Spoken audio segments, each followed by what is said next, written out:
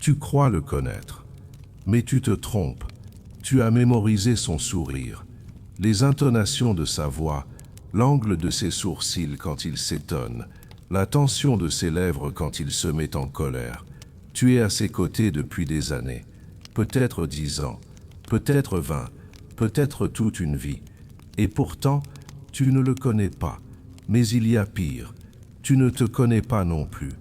Carl Jung a passé près de 50 ans dans les profondeurs de l'âme humaine, des milliers de patients, des milliers de confessions, des milliers de masques, et là-bas, dans ces abîmes obscurs, il a fait face à une vérité dérangeante. Presque tout le monde joue un rôle. Il a nommé cela la persona. En latin, ce mot signifie masque. Pense aux acteurs de théâtre antique. Ce visage qu'ils portaient en montant sur scène. Jung a compris que nous tous, chaque jour, nous montons sur scène. Un masque devant ton patron, un autre devant ta mère, un visage différent avec ton amoureux, un autre encore avec tes amis. Et quand tu es seul, encore un autre. Mais pose-toi cette question. Sous tous ces masques, qui es-tu vraiment? La plupart des gens fuient cette question, parce que la réponse est véritablement terrifiante. Maintenant, partons ensemble en voyage. Remontons le temps, jusqu'à cet instant où tu ne portais encore aucun masque, le jour de ta naissance. Quand un bébé vient au monde, il est entier, complet à 360 degrés. Rien ne manque, rien n'est en trop. Il a sa colère, il l'exprime en criant. Il a sa joie, ses yeux brillent de bonheur. Il a sa peur, il cherche des bras sécurisants. Il a sa curiosité, il veut tout toucher. Il a ses besoins, il les réclame sans honte, sans même savoir ce qu'est la honte. Il a sa rage, et il ne peut pas la cacher. Le bébé est authentique, tellement authentique, qu'il met mal à l'aise la plupart des adultes. Parce que les bébés nous tendent un miroir. Ils nous rappellent quelque chose d'oublié. Un jour, nous aussi, nous étions ainsi, sans filtre, sans masque, authentiques. Mais ensuite, quelque chose se produit. La mère regarde. « Ne pleure pas », dit-elle. Le père regarde. « Les hommes ne gémissent pas », dit-il. L'institutrice regarde. « Tu parles trop, tais-toi », dit-elle. La grand-mère regarde. « Les filles restent sages », dit-elle. La société regarde. « Sois normal », dit-elle. Et ce bébé, cet être entier, cet être authentique, cette créature à 360 degrés, apprend lentement à quitter sa vérité. Si tu veux être accepté, tu dois cacher certaines parties de toi. Le poète américain Robert Bly a créé une métaphore inoubliable pour décrire ce processus. Il l'appelle le sac invisible. Imagine ceci, chaque enfant naît avec un sac invisible sur le dos. Au début, ce sac est complètement vide. Le bébé est encore entier.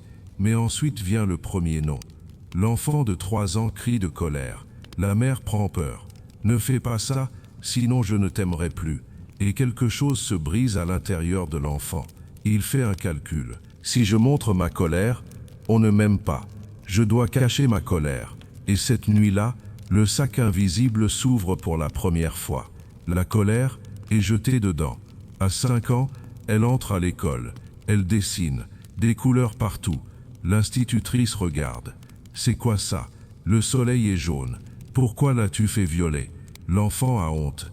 Sa créativité entre dans le sac. À 7 ans, elle pleure. Son père dit « On ne pleure pas pour rien ». Sa vulnérabilité dans le sac. À 10 ans, elle parle beaucoup. Bavarde, disent-ils. Son besoin de s'exprimer dans le sac. À 12 ans, son corps change. On la fait rougir de honte. Sa sexualité dans le sac.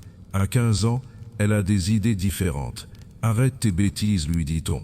Sa pensée originale dans le sac. Sois réaliste, disent-ils.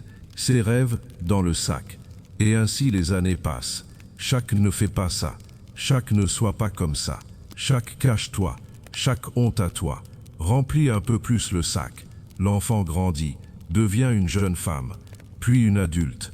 Mais ce sac invisible qu'elle traîne derrière elle est devenu immense. Selon l'estimation de Bly, quand nous atteignons 35 ans, seule une fine tranche de notre personnalité subsiste. Tout le reste est dans le sac, là, dans l'obscurité, refoulé, mais pas disparu. Car voici la découverte la plus importante de Jung. Ce que nous jetons dans le sac ne meurt pas. Cela devient simplement invisible. Et ce qui est invisible se manifeste par d'autres chemins. Maintenant réfléchis. En ce moment même, tu portes aussi un sac sur ton dos. Pendant que tu écoutes ces mots, qu'y a-t-il dedans? Quelles émotions ont-ils trouvé laides? Quelles pensées ont-ils déclarées fausses? Quelle partie de toi n'ont-ils pas aimé? Quel aspect de toi ont-ils refusé d'accepter? Qu'est-ce qui attend là, dans l'obscurité? Cette chose dont tu ne connais même pas le nom, mais qui entre dans tes rêves chaque nuit. Qu'est-ce que c'est? Jung a donné un nom à cette zone sombre, l'ombre. Et l'ombre s'infiltre dans chaque domaine de ta vie, même si tu ne la vois pas, même si tu ne l'acceptes pas, même si tu la nies. Elle s'infiltre, surtout quand tu regardes les autres. Je vais te poser une question et te demander quelque chose. Une question simple en apparence, mais dont la réponse te mettra à nu. Quel type de personne ne supportes-tu absolument pas?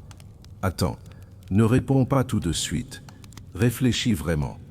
Qui te rend folle, dont la simple présence t'oppresse? Qui te donne la nausée rien qu'en le voyant? Les menteurs, les égoïstes, les faibles, ceux qui aiment se montrer, ceux qui jouent les victimes, les contrôlants, les hypocrites, les trop émotifs, les narcissiques, qui, quelle que soit ta réponse, je dois te dire quelque chose de dérangeant, de la bouche même de Jung. Cette caractéristique, elle est aussi en toi. Attends, ne rejette pas par réflexe, ne te mets pas sur la défensive. Reste avec moi, je t'explique. Jung a expliqué le concept de projection ainsi. Notre inconscient voit chez les autres les traits qu'il ne peut accepter en lui-même, et il développe une réaction disproportionnée envers eux. Pourquoi je dis disproportionnée? Parce que je veux que tu remarques cette différence. Ne pas aimer un trait et ne pas le supporter, ce sont deux choses radicalement différentes. Ne pas aimer est normal, mais la haine, le dégoût, cette brûlure intérieure, cette réaction disproportionnée, c'est la signature de l'ombre. Laisse-moi t'expliquer avec un exemple. Premier personnage. L'homme qui déteste les menteurs. Imagine quelqu'un qui insiste sur l'honnêteté dans chaque conversation. Je ne supporte pas le mensonge, dit-il. Les menteurs sont le type de personne que je déteste le plus. Il y a de la colère dans sa voix, du feu dans ses yeux. Selon Jung, cet homme est en guerre avec sa propre relation à la vérité. Comment ça? Peut-être qu'il a survécu toute sa vie grâce à de petits mensonges. Je vais bien, disait-il, alors qu'il n'allait pas bien. Je t'aime, disait-il, alors qu'il n'aimait pas. Peut-être que son plus grand mensonge, il se l'est dit à lui-même. Dans un mariage malheureux, il a dit « je suis heureux ». Dans un travail qu'il détestait, il a dit « c'est mon choix ». Peut-être que dans son enfance, il a été forcé de mentir, pour survivre, pour être aimé, pour être accepté. Et maintenant, pour refouler cette expérience douloureuse, il cherche tout mensonge à l'extérieur de lui-même. Accuser l'autre, c'est tellement plus facile que de se regarder en face. Mais l'ombre ne pardonne pas. Tout ce que tu refoules finit par te retrouver. Deuxième personnage. La femme qui ne supporte pas les égoïstes. Pense à elle aussi. Quelqu'un qui vit toujours pour les autres. Dévouée, généreuse, élevée avec la philosophie « Je ne compte pas, c'est toi qui comptes ». Les égoïstes me dégoûtent, dit-elle. Ceux qui ne pensent qu'à eux, j'en ai la nausée. Si cette femme était face à Jung, il lui poserait cette question. Et toi, qu'en penses-tu à tes propres besoins? Cette femme a probablement appris dans l'enfance à être la gentille fille. Ses propres désirs ont été ignorés. Donne à ton frère, sois généreuse, ne demande pas pour toi-même. Et cette petite fille, pour survivre, a développé une stratégie. Elle a complètement refoulé ses propres besoins. Elle les a jetés dans le sac. Elle a fait comme s'ils n'existaient pas. Mais les besoins ne disparaissent pas. Ils changent simplement de forme. Et maintenant cette femme réagit de façon disproportionnée à l'égoïsme qu'elle voit chez les autres.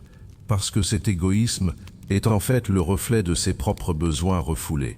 Ce qu'elle ne s'autorise pas la rend folle quand elle le voit chez quelqu'un d'autre. Il y a encore plus douloureux.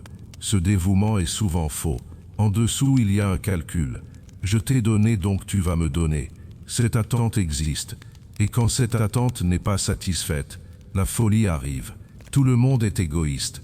Personne ne pense à moi. C'est toi qui t'es interdit de penser à toi-même. Et maintenant tu en payes le prix.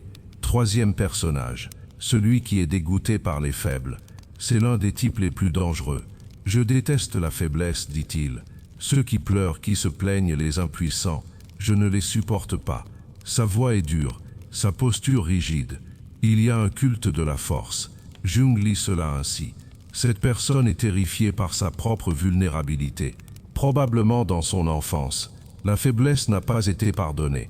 Quand il pleurait, il était humilié. Quand il avait peur, on se moquait de lui. Quand il demandait de l'aide, on lui disait « débrouille-toi ». Et cet enfant a développé une armure pour survivre.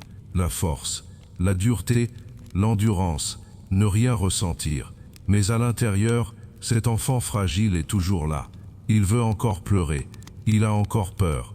Il a encore besoin d'aide. Seulement, on ne lui permet pas d'être entendu. Et chaque fois que cette personne voit quelqu'un de faible, elle voit en fait son propre enfant refoulé. Et elle ne peut pas le supporter. Parce que accepter cet enfant signifierait retirer toute l'armure. Sans cette armure, elle ne sait pas qui elle est. Mais Jung a découvert quelque chose de très important. L'ombre n'est pas seulement obscurité. Nous y jetons aussi la lumière. Cela s'appelle l'ombre dorée. Réfléchis. Quand tu es très impressionné par quelqu'un, quand tu te dis « si seulement j'étais comme cette personne », cette qualité que tu penses qu'elle possède, elle est aussi en toi. Tu l'as simplement jetée dans le sac. Peut-être que dans ton enfance on t'a dit « ne sois pas prétentieuse » et tu as enterré ta confiance en toi. Maintenant tu admires les gens sûrs d'eux. Peut-être qu'on t'a dit « ne brille pas trop » et tu as caché ton intelligence. Maintenant tu vénères les gens brillants. Peut-être qu'on t'a dit « artiste, tu mourras de faim » et tu as tué ta créativité. Maintenant tu envies peut-être les artistes. L'admiration est aussi une projection. Comme la haine, l'admiration te montre ce qui t'appartient. Jung a résumé cela ainsi. Tout ce qui nous irrite chez les autres peut nous aider à mieux nous comprendre nous-mêmes. Cette belle phrase est la clé de la psychologie. Si l'irritation est une boussole, l'admiration est une carte, et tous deux pointent vers le même endroit, l'ombre. Mais le terrain de jeu le plus puissant de l'ombre, c'est l'amour. Je veux te poser une question dont tu crois connaître la réponse, mais tu te trompes. Pourquoi tombes-tu toujours amoureuse du même type de personne? Réfléchis, regarde tes relations passées. Des noms différents, des visages différents, des histoires différentes, mais n'y a-t-il pas un même schéma qui se répète? Peut-être que tu es toujours attiré par ceux qui sont émotionnellement distants. Peut-être que tu choisis toujours quelqu'un que tu crois devoir sauver, ou tu tombes amoureuse de celui qui pourrait te quitter. Peut-être que tu brûles toujours pour ce que tu ne peux pas avoir. Ce n'est pas une coïncidence. Jung a percé ce mystère il y a des années. Anima et animus, ces concepts font partie des découvertes les plus profondes de Jung. Ce que je vais te révéler va ébranler tout ce que tu crois savoir sur les relations. Selon Jung, chaque homme porte en lui une féminité refoulée. Il l'a appelée l'anima. Chaque femme porte en elle une masculinité refoulée. Il l'a appelée l'animus. La société nous a imposé. Un homme est comme ceci, une femme est comme cela. Et nous avons jeté dans le sac chaque trait associé à l'autre sexe. Les hommes ont enterré leur sensibilité, leur réceptivité, leur douceur, leur intuition. Pour être un vrai homme, les femmes ont enterré leur fermeté, leur ambition, leur indépendance, leur logique, pour être une vraie femme. Et ces fragments refoulés continuent de vivre dans l'inconscient, dans l'ombre. Puis un jour, tu tombes amoureuse. Mais de qui? La réponse de Jung est bouleversante. La personne dont tu tombes amoureuse est le reflet de ton sexe refoulé. C'est très important. Tu n'as pas compris. Je le sais. Laisse-moi rendre cela concret. Imagine un homme. Toute sa vie, on a attendu de lui qu'il soit fort, rationnel, sans émotion. Il a refoulé sa douceur, son romantisme, sa vulnérabilité. Son anima est resté dans le sac. Un jour, cet homme rencontre elle. Elle est mystérieuse, émotionnelle, intuitive, douce. L'homme est envoûté. J'ai trouvé mon âme sœur, dit-il. Tout ce qui manquait dans ma vie, c'est elle. Oui, tout ce qui lui manquait est en elle. Mais fais attention, ces qualités n'existent-elles pas en lui aussi? Elles existent, simplement sous forme refoulée, dans son sac. Et cet homme tombe en fait amoureux de sa propre anima refoulée, pas de la femme, du fantasme qu'il a projeté sur elle. La même chose fonctionne en sens inverse. Imagine une femme. On attendait d'elle qu'elle soit douce, dévouée, émotionnelle. Elle a refoulé son ambition, son indépendance, sa puissance. Son animus est dans le sac. Cette femme rencontre lui. Lui est affirmé, puissant, déterminé, un leader. La femme a le vertige. Il me complète, dit-elle. Avec lui, je me sens en sécurité. Mais en réalité, elle est amoureuse de sa propre puissance refoulée, de son propre animus, pas de l'homme lui-même. Alors pourquoi est-ce un problème? Parce que la projection ne dure pas éternellement. La lune de miel se termine. La réalité reprend ses droits. Et un jour tu te réveilles. Tu n'es pas la personne que j'ai connue au début. As-tu entendu cette phrase? L'as-tu prononcée? Moi je l'ai entendue souvent. Tout le monde l'a dit. Mais elle est fausse. Cette personne a toujours été la même. Ce qui a changé, c'est le voile devant tes yeux. La projection est tombée. Le film s'est arrêté. Devant toi, il y a maintenant un être humain réel. Et la plupart des gens ne peuvent pas le supporter. Ils fuient. Ils se séparent. Ce n'était pas la bonne personne, disent-ils. Puis ils trouvent quelqu'un d'autre. Le même film. Le même scénario. Encore et encore. Jung a dit ceci. Tant que tu n'auras pas rendu l'inconscient conscient, il dirigera ta vie. Et tu appelleras cela le destin. Je n'ai pas de chance en amour. Je choisis toujours les mauvaises personnes. Personne ne me comprend. Non, c'est toi qui ne comprends pas ton monde intérieur. Tout ce que tu cherches à l'extérieur est à l'intérieur. Dans l'ombre, il t'attend. Et tant que tu n'auras pas intégré ces fragments, chaque relation sera le même film, avec des acteurs différents. Tu sais quand commence le véritable amour.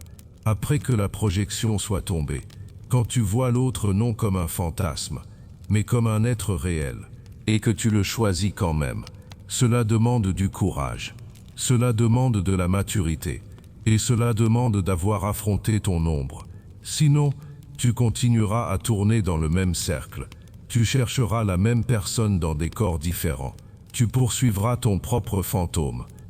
Je vais maintenant te poser la deuxième question. Cette question est bien plus difficile que la première, parce qu'elle concerne directement ton ego.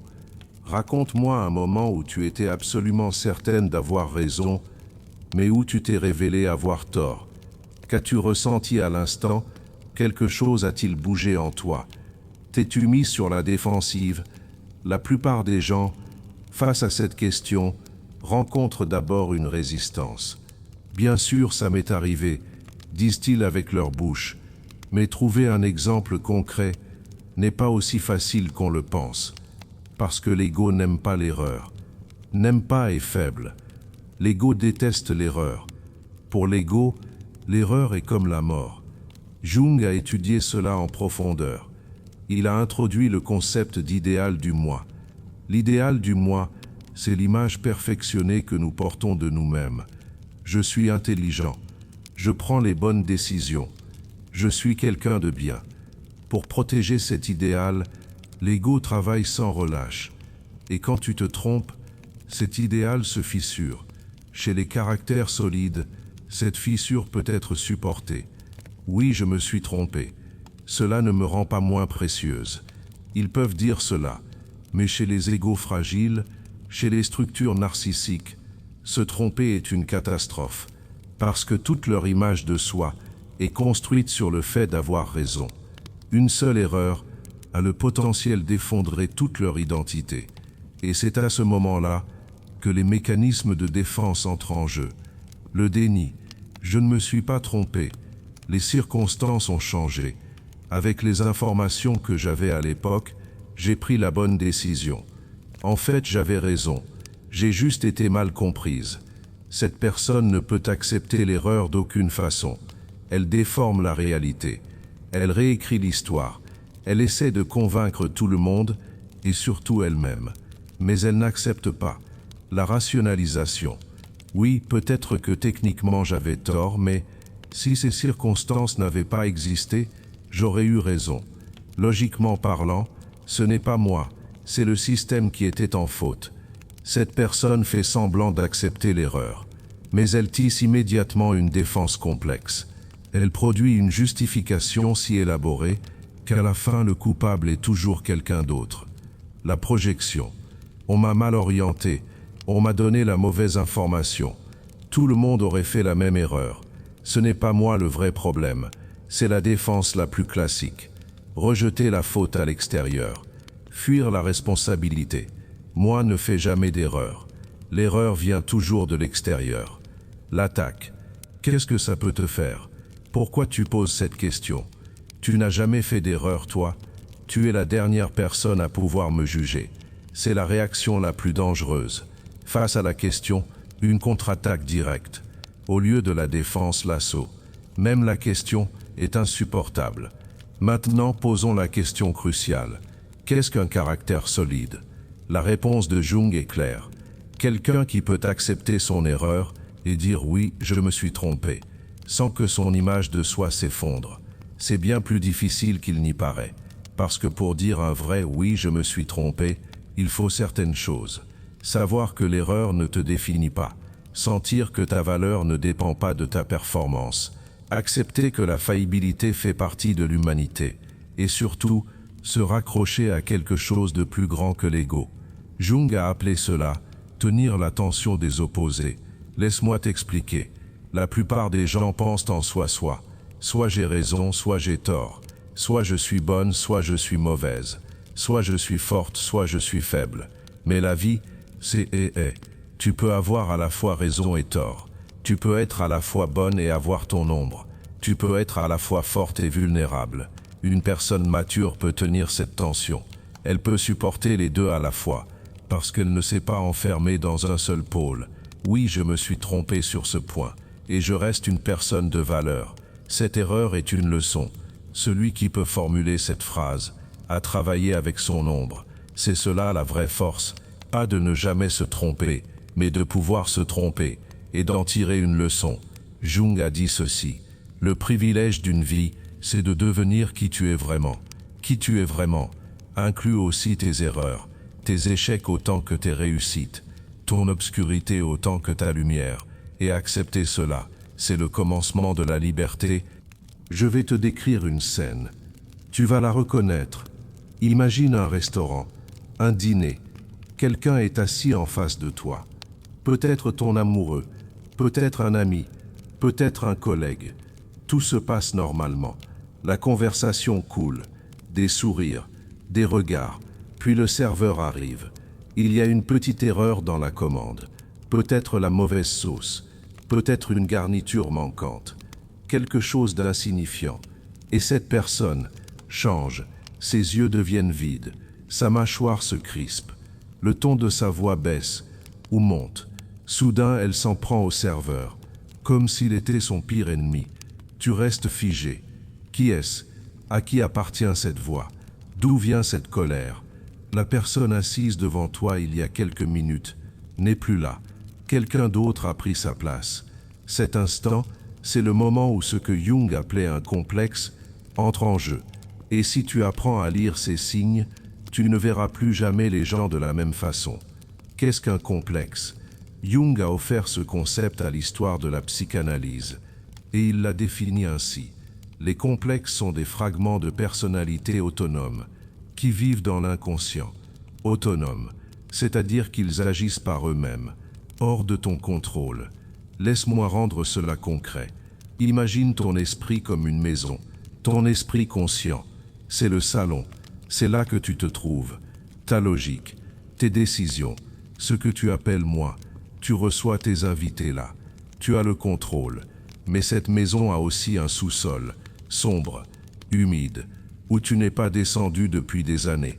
Et dans ce sous-sol, il y a de petites pièces. Dans chaque pièce vit une petite entité. Jung les appelait des complexes. Moi, je vais te donner une autre métaphore, pour que tu comprennes mieux. Des démons. Chaque complexe est comme un démon. Il a sa propre mémoire, ses propres émotions, ses propres réactions. La plupart du temps, il dort, mais quand il est déclenché, il se réveille. Et quand il se réveille, il prend le volant. À ce moment-là, ce n'est pas toi qui parles, ce n'est pas toi qui réagis. Le démon, le complexe, a pris le contrôle. Mais je suis toujours moi-même, vas-tu dire. Alors écoute bien.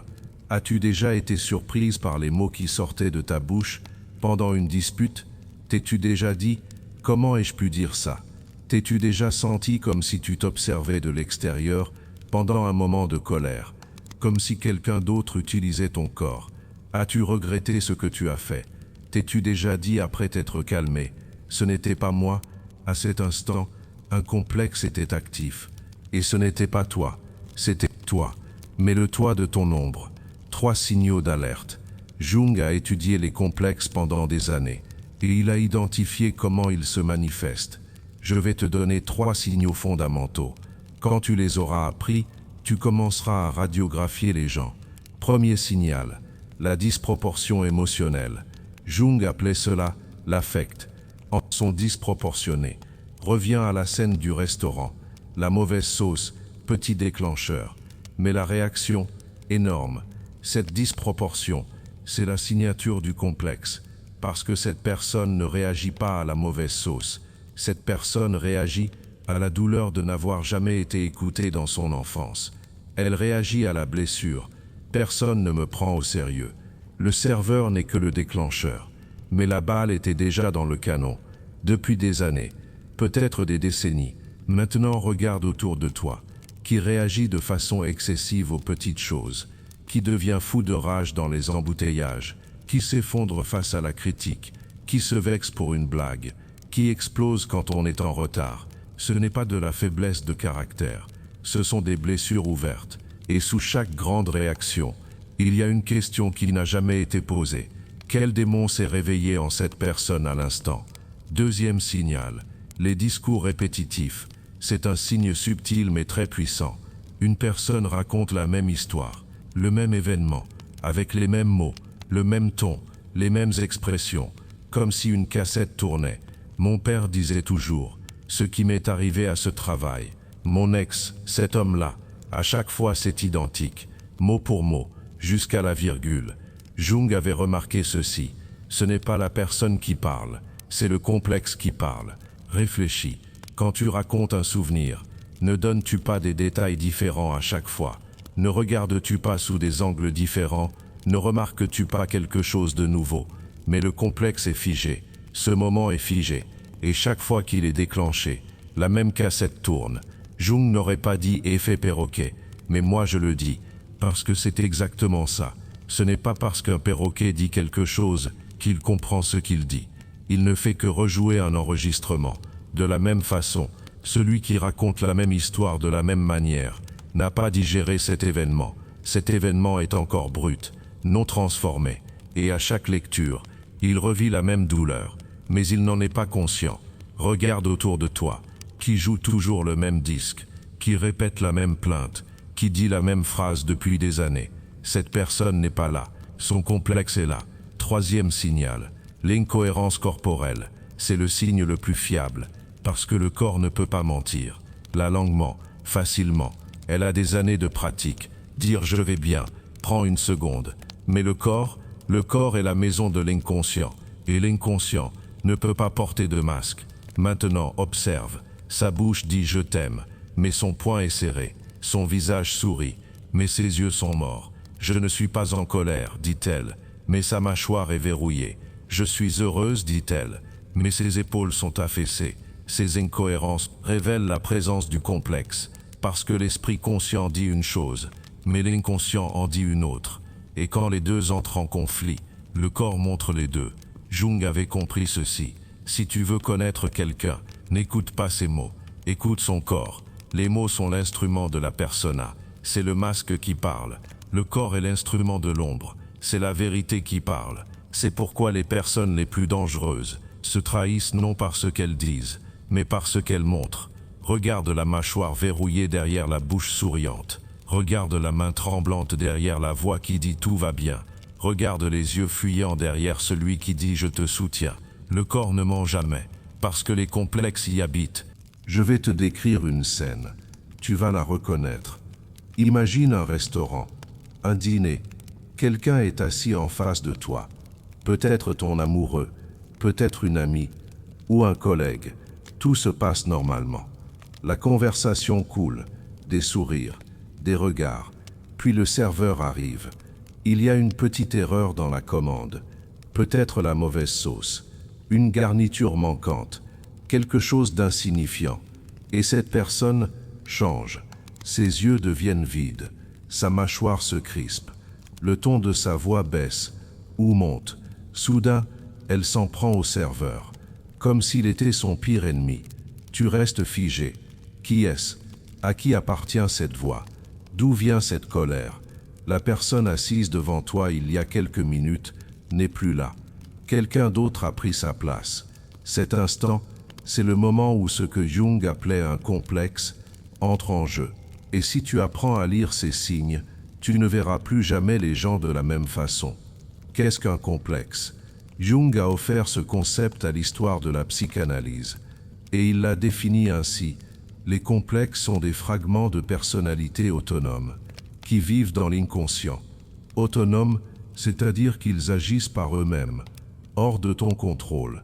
Laisse-moi rendre cela concret. Imagine ton esprit comme une maison. Ton esprit conscient, c'est le salon. C'est là que tu te trouves.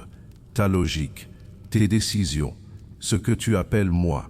Tu reçois tes invités là. Tu as le contrôle.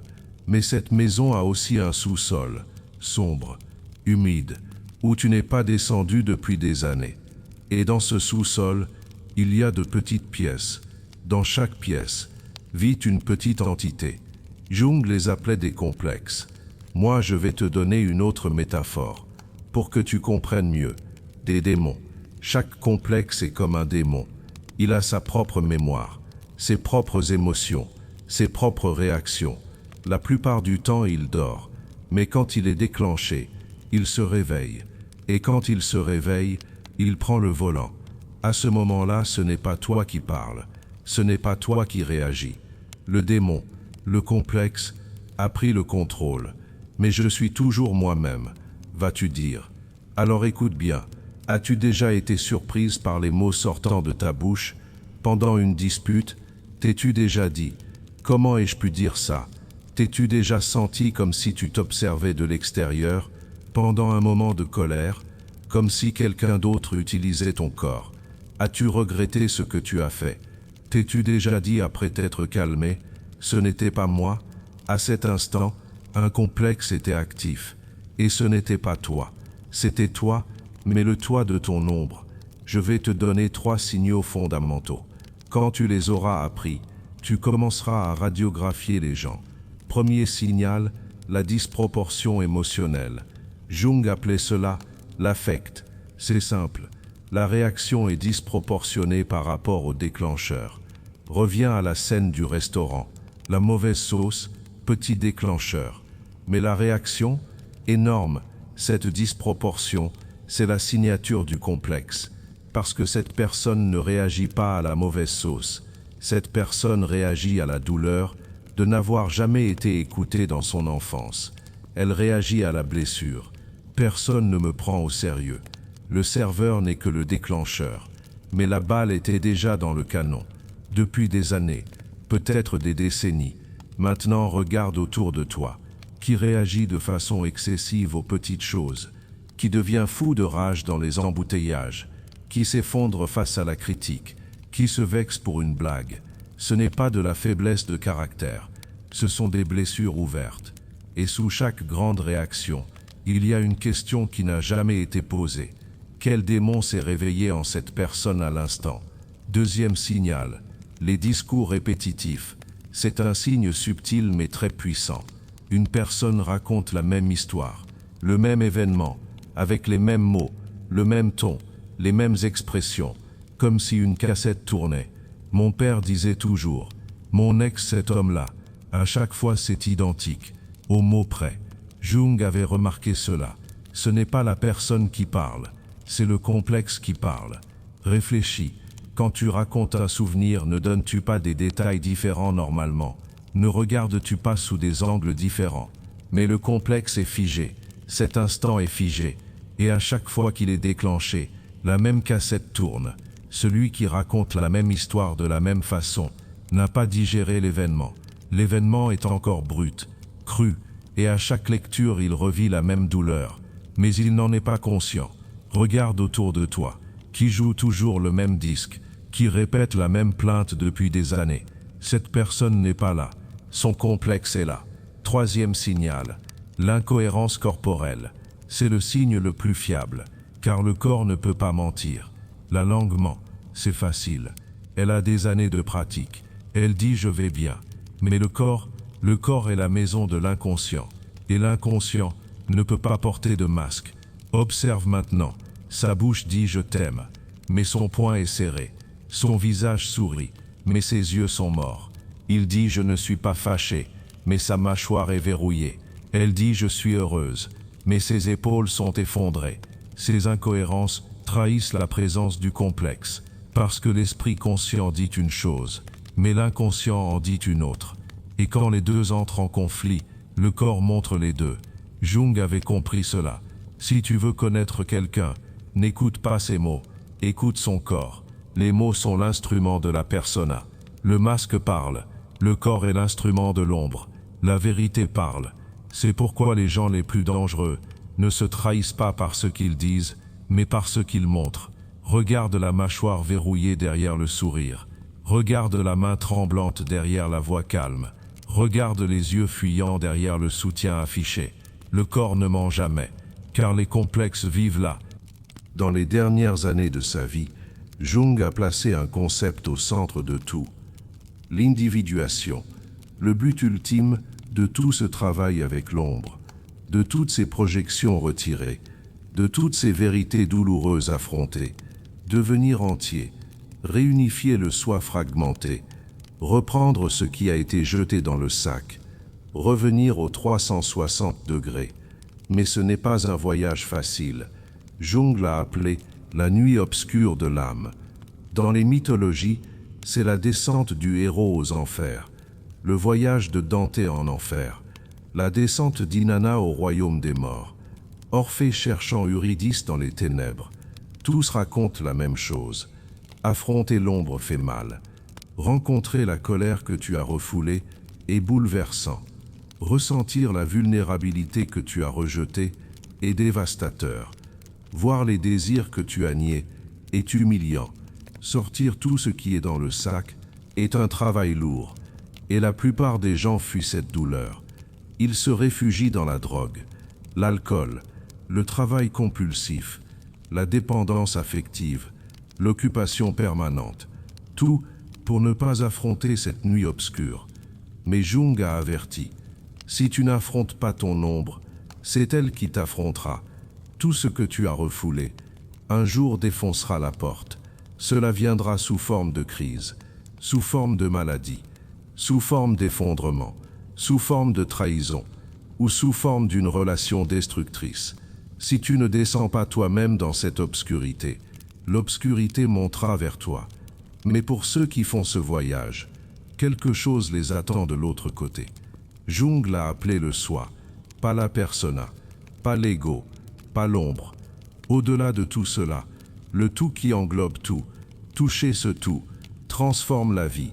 Tu n'as plus besoin de porter un masque, parce que tu as vu que ce qui était terrifiant derrière n'était en fait pas si effrayant. Tu n'as plus besoin de projeter sur les autres, parce que tu sais que ce que tu vois à l'extérieur est à l'intérieur.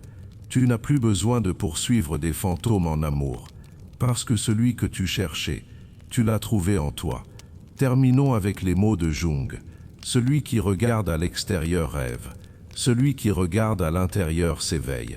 Tu as reçu ce savoir. Maintenant tu fais face à un choix. Tu peux garder cela comme une simple information psychologique intéressante. Tu peux l'utiliser pour analyser les autres. Tu peux le mémoriser pour dire des choses impressionnantes en soirée. Ou bien, tu peux te regarder dans le miroir. Tu peux te poser ces deux questions. Qui ne supportes-tu pas? Et qu'est-ce que cela te dit sur toi? Quand t'es-tu trompé? Et quelle est ta relation avec l'erreur? Les réponses peuvent faire mal. Mais cette douleur est le commencement de l'éveil. Affronter l'ombre demande du courage. Mais celui qui affronte son ombre devient entier. Et toi, tu étais déjà entière autrefois. Il ne reste plus qu'à te souvenir